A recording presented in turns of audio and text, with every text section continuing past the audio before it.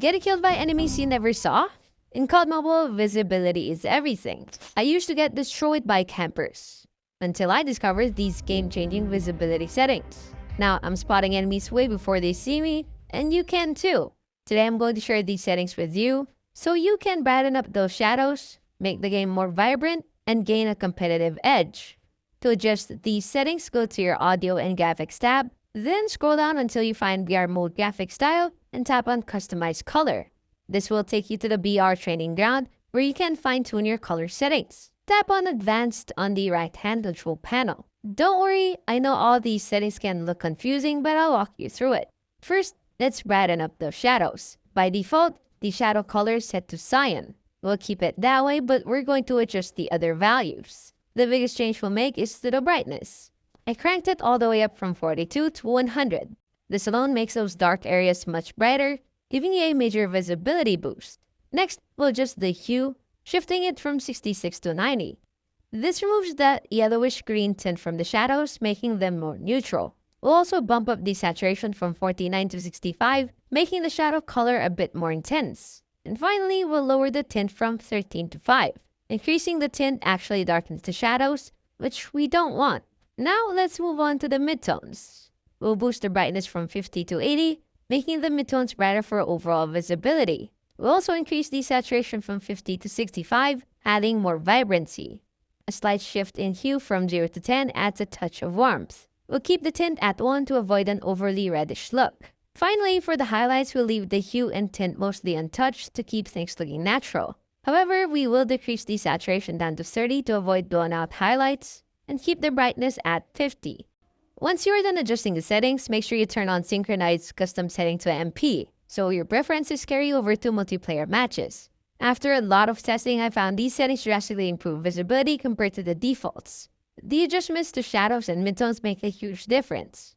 While highlights function a bit uniquely in COD Mobile, these settings strike a good balance. Now, let's see these settings in action. I'll show you how they perform across a variety of maps.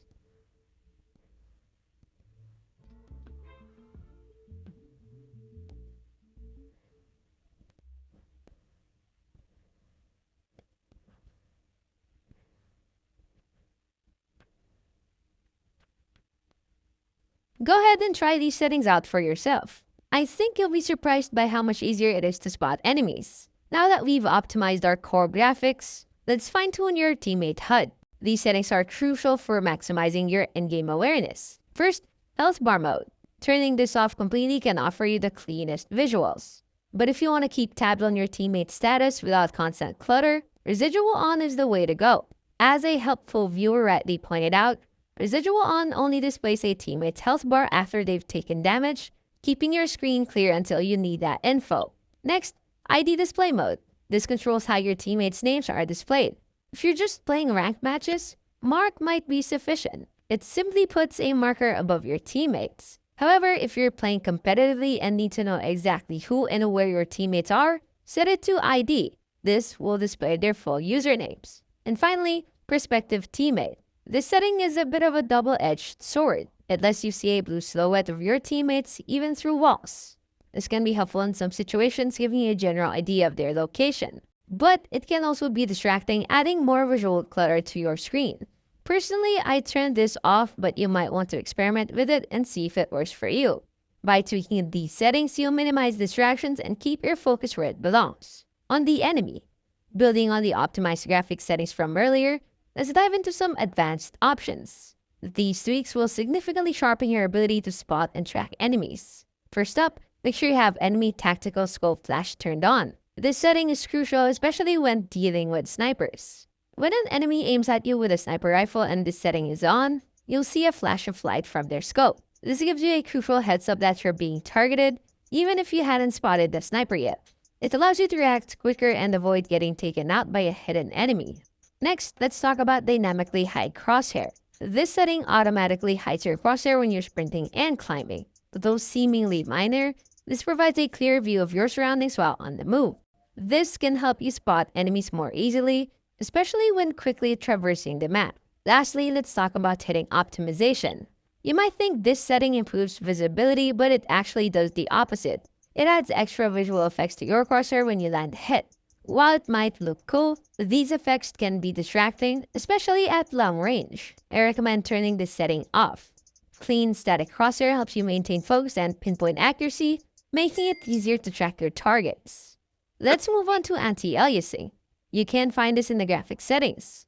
Anti-aliasing smooths out the jagged edges of objects and characters in the game, making the visuals look cleaner and more polished. Turning on anti-aliasing makes your device work harder, which can lead to frame rate drops or lag, especially on older devices.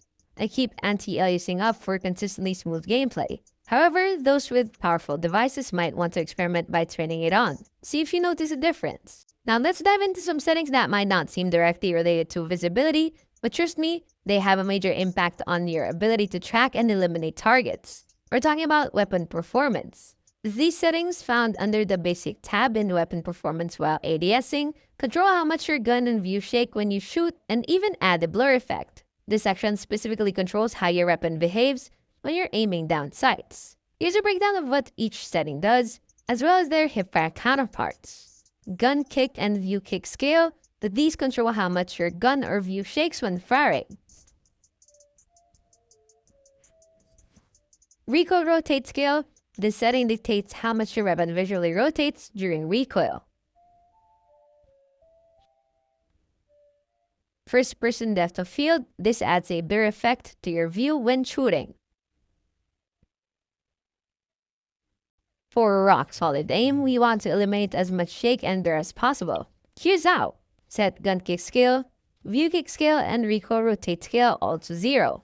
Turn off first-person depth of field for both ADS and hip firing. Fine-tuning these settings delivers a much steadier aim, significantly boosting your accuracy and overall performance. Let's talk about camera FOV, which stands for field of view.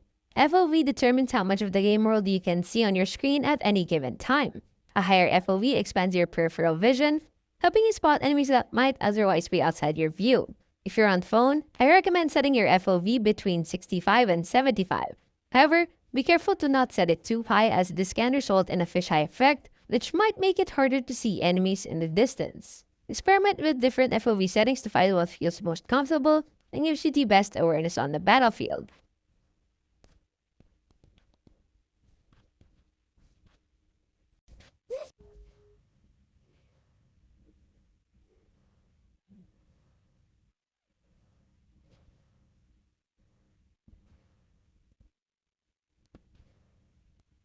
Finally, don't forget the importance of a clean HUD for maximum visibility. I made a separate video all about optimizing HUD for Twitch 6 fingers. You can check it out right here.